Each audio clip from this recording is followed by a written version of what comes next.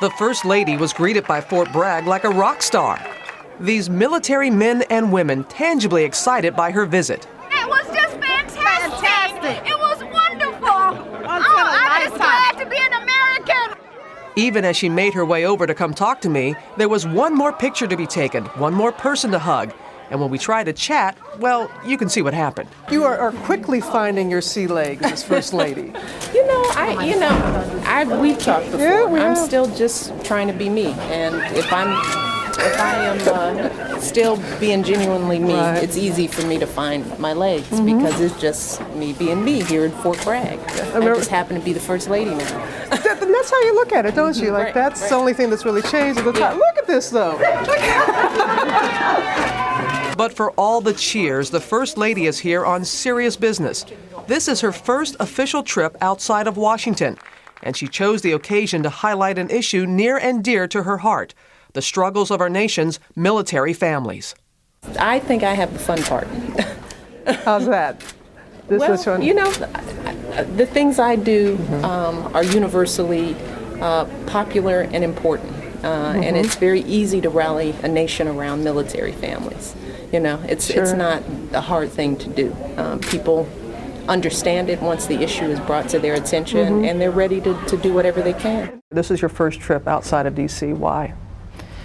This is an important issue for me, and it started taking shape on the campaign trail. I think I was, like most Americans, pretty oblivious to the life of military families, sort of taking it for granted. I just assumed that if we care about our troops and we send them to war, that naturally we'd be taking care of their families. I don't think that most of us know that many military families are moving multiple times over the course of a child's lifetime, and that every time they move, the spouse has to worry about whether she can find a job at the pay rates that she left the last job, or whether the spouse can finish his education, will his credits transfer, and will they have access to decent and quality child care at the next facility that they're located in, and how are families living, some of whom are young enlisteds who are living right at the poverty line because the pay isn't enough.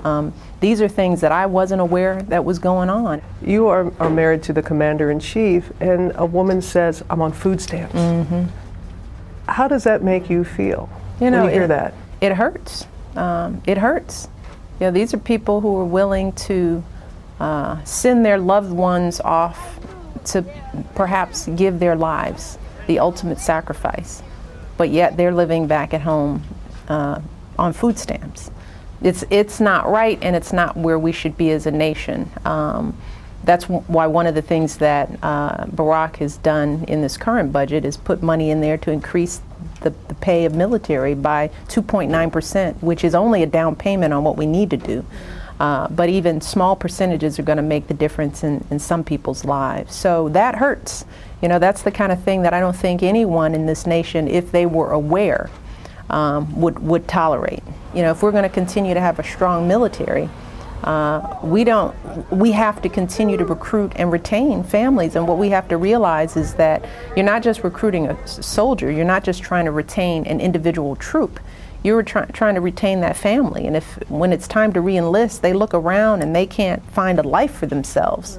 I can assure you that spouse will say, let's go, let's call it a day, let's pull down our tent and move on to something else, and we lose support that we desperately need as a nation. Your husband has really had to hit the ground running with all the issues that are facing our country right now. One criticism has been too much, too fast. There are also people say that he's not doing enough, so I think that's part of the process. We're at a time when we're going to have to try a lot of things. Some of them will work, some of them will. I think right now people understand that we're going to all have to work together and make a set of sacrifices, and they have faith, as I do, that our current Commander-in-Chief will see us through these times. We asked our audience to allow some questions, and one that they asked, it says, Robin, please ask Mrs. Obama, how can she stay so positive about the economy? Because I believe in this nation, and I believe in my husband. Those are two things. I wouldn't want anybody but Barack Obama to be working at this time, because he is a focused, clear-thinking, rational man, and that's what we need right now. But I got to travel around this country for 2 years, and people are decent, and they're ready to work. People aren't looking for a handout, you know, they just want a fair shake. And that's a good place to start as a nation when you're trying to move to the next level as a society. So I've got faith in us as a nation.